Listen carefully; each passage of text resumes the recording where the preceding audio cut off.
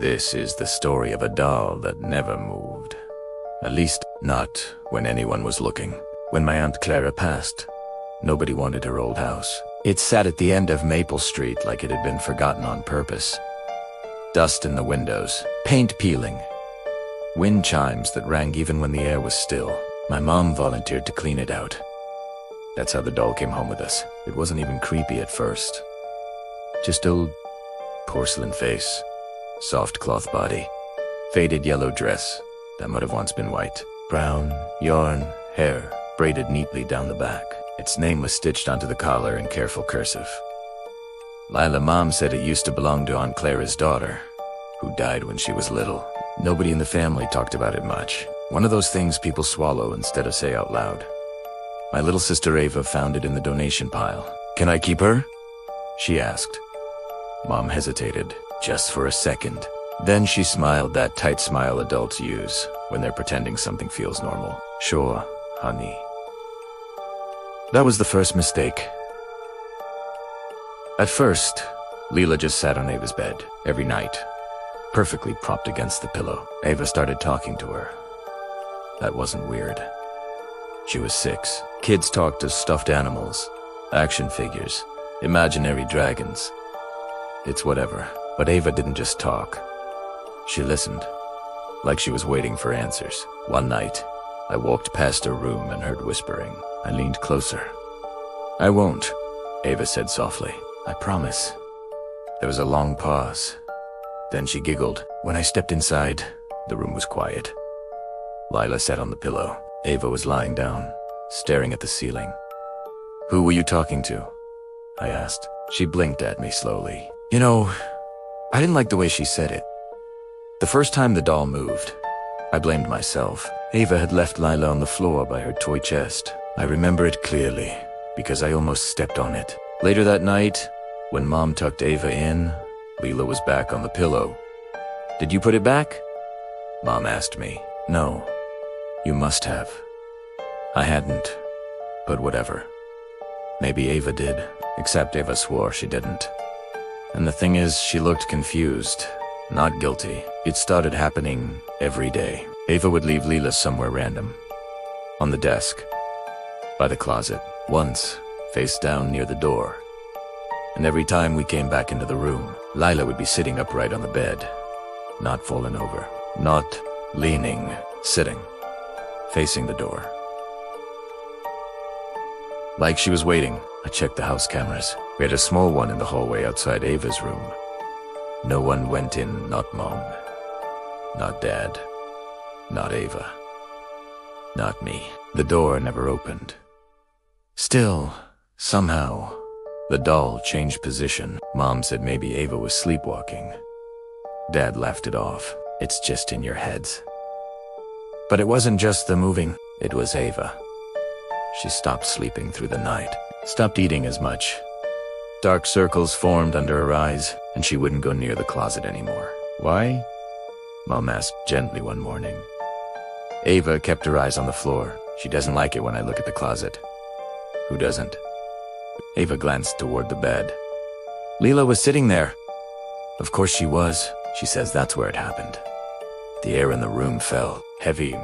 Mom forced a laugh. "Sweetie, dolls don't say things." Ava didn't laugh back. You just can't hear her. The thing about paranoia is, it builds quietly. You start noticing patterns.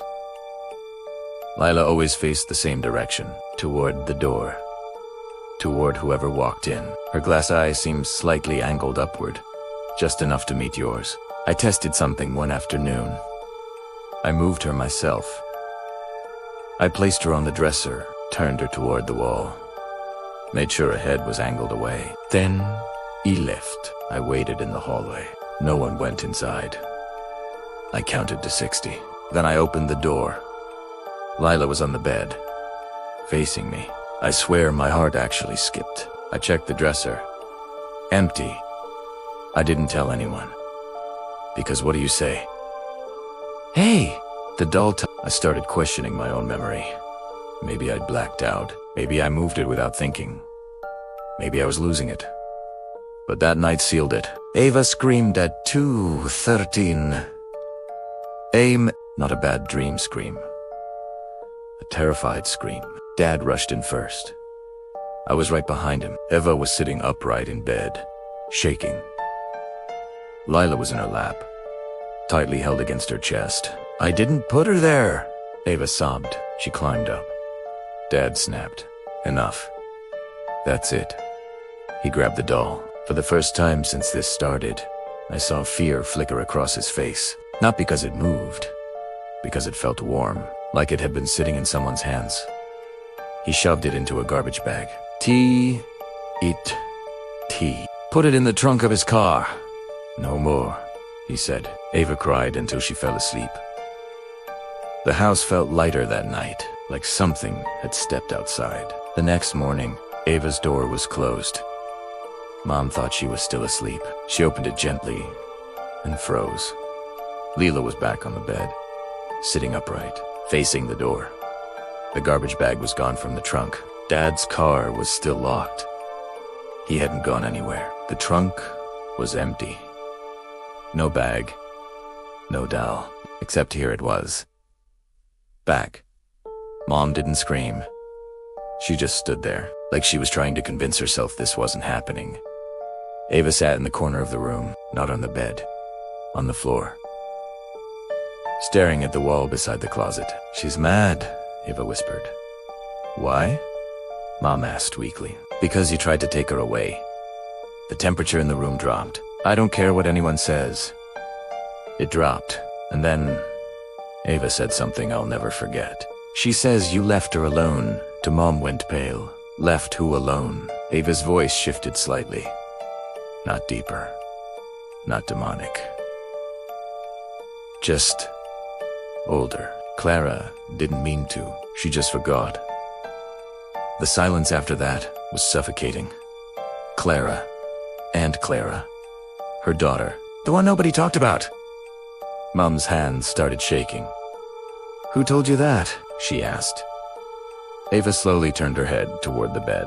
Lila was smiling. I know porcelain faces don't change, but something about the curve of her lips felt different. Sharper. Aware. She did, Eva whispered. We all looked at the doll. And in that moment, I understood something. It wasn't moving when we weren't looking.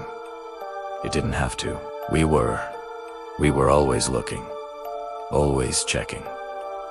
Always expecting. It didn't need to change position. It just needed us to doubt ourselves. Because every time we questioned our memory, every time we argued about who moved it, every time we tried to rationalize, we gave it attention, power, a place in the room, in our heads. Dad grabbed a doll again. But this time, he didn't yell. He didn't threaten. He just looked tired. We're moving, he said. We left the house 2 weeks later. Left the doll behind, locked in a metal toolbox in the basement, under concrete blocks, just in case. We never spoke about it again. Eva got better, stopped whispering, started sleeping through the night. We convinced ourselves it was stress, grief, imagination. That's what adults do. We explain things away. 3 months after we moved, I came home from school early. The house was quiet. Mom was at work. Eva was in her room. I walked past her door. It was slightly open. I glanced inside, and there it was, on her new bed. In a brand new house, hundreds of miles away. Lila, sitting upright, facing the door. Eva was sitting on the floor. Not playing. Not crying, just staring at the wall beside her new closet. She found us, Eva said calmly. I didn't ask how. I didn't ask why, because deep down, I think I already knew. Some things don't need to move to follow you, and some toys don't belong to the living. If this story gave you chills, hit subscribe and join Mr. Horror Boy for more nightmares you won't forget.